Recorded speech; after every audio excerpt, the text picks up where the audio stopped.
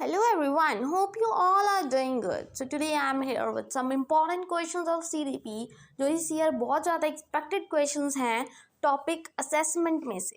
ठीक है जी, तो पहला क्वेश्चन क्या है इसमें, in education dash is use to make the influence about the learning and development of the students. इनमें से कौन सी ऐसी चीज़ है जो हमें काम आती है टू मेक द इन्फ्लुएंस, किसके बारे में, बच्चा कैसे लर्न कर रहा है और बच्चे की डेवलपमेंट हो रही है या नहीं।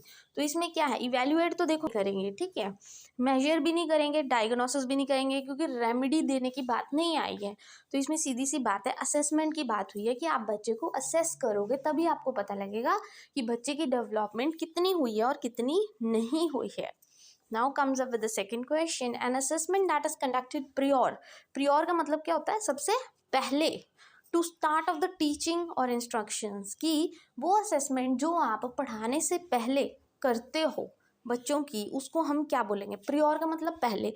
पहले का मतलब क्या होता है, इनिशियल। तो क्या होगा, इनिशियल असेसमेंट, इनिशियल ही होता है ना, फाइनल होता है तो एंड में देते हैं, इनिशियल होता है स्टार्टिंग, प्रियोर की बात की गई है। कई बार क्या होता है, क्वेश्चन में ही आंसर होता है जो आपको पता होना चाहिए।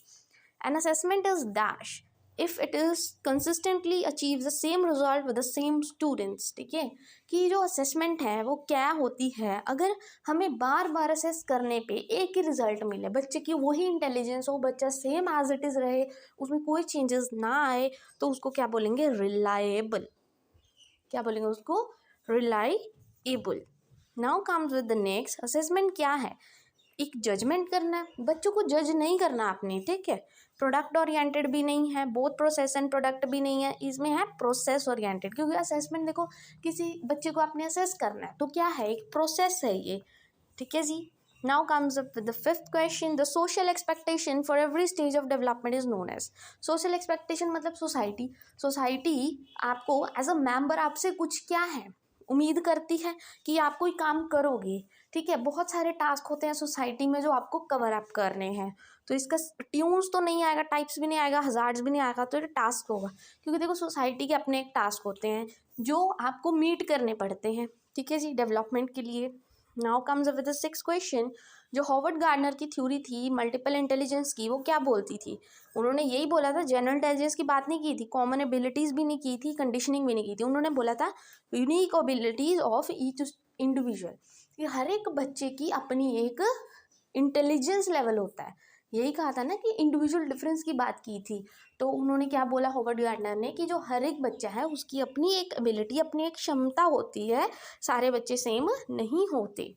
Now comes up with the seventh question, which class of learners are not included in exceptional category. Exceptional कौन से होते हैं, जो डिसेबल्ड होते हैं, कईयों को जिनको नहीं सुनता, कईयों को दिखता नहीं है, ठीक है जी, तो एक्सेप्शनल होते हैं जो इनमें से कोई भी नहीं है। तो नॉर्मल, देखो नॉर्मल बच्चे एक्सेप्शनल केसेस होते हैं, ठीक है।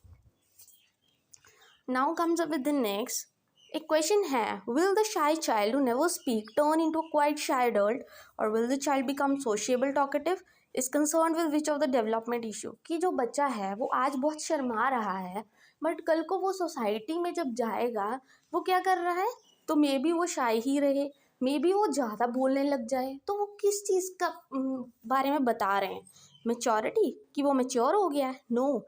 Continuity and discontinuity, no. Relativism नहीं है, ये तो नेचर एंड नर्चर है। देखो नेचर क्या होता है, जो आपको अपने पेरेंट्स से मिलता है, हेरिडिटी की बात हुई है, और नर्चर क्या होता है, इन्वायरमेंट, कि जैसे आप इन्वायरमेंट में रहोगे तो आप वैसे ही बन जाओगे। क्या पता जिस इन्वायरमेंट में आप रह रहे हो वहाँ पर सारे लोग हैं बहुत ज़्यादा टॉकेटिव है, तो आप भी वैसे बन जाओगे। तो नर्चर और नेचर बहुत ज़्यादा इंपॉर्टेंट रोल प्ले करते हैं आपको, मतलब बनाने में, एक तरह से आपकी डेवलपमेंट में। Now comes up with the ninth question, when did the NCTE as a statutory body comes into existence? तो इसका सही आंसर है 1995. Now comes up with the last question. Gifted students may be asked to spend more time on questions dealing with. Gifted child कौन से होते हैं, जो मतलब बहुत ज़्यादा एक्स्ट्रा ऑर्डिनरी होते हैं ना, जिनकी IQ +120 होती है, मतलब इतने ज़्यादा इंटेलिजेंट होते हैं। गिफ्टेड कहते हैं ना, तुम तो गॉड गिफ्टेड हो, तुम्हारा तो दिमाग ही बहुत है, ये है वो, तो उसको हम क्या चीज़ बोलेंगे, मतलब कैसे क्वेश्चंस देंगे, किस तरह के डील करने के लिए बोलेंगे, रिमेंबर करने के लिए। देखो रट्टा वो क्यों मारेगा, वो तो पहले इंटेलिजेंट है, अंडरस्टैंड भी नहीं करेगा, एनालिसिस भी नहीं करेगा, उसको क्रिएट करने के लिए, कुछ अच्छा बनाने के लिए हम उसको क्वेश्चन देंगे ताकि वो खुद अपना दिमाग ला के क्रिएट करे, क्योंकि वो तो इतना इंटेलिजेंट है, वो खुद से क्रिएट कर सकता है। ठीक है जी। तो ये कुछ क्वेश्चन है जो बहुत ज़्यादा एक्सपेक्टेड है इस ईयर, तो प्लीज़ इसको करके जाना मत भूलिएगा। I hope today's video is useful for you. Thank you very much and please don't forget to like and subscribe my channel.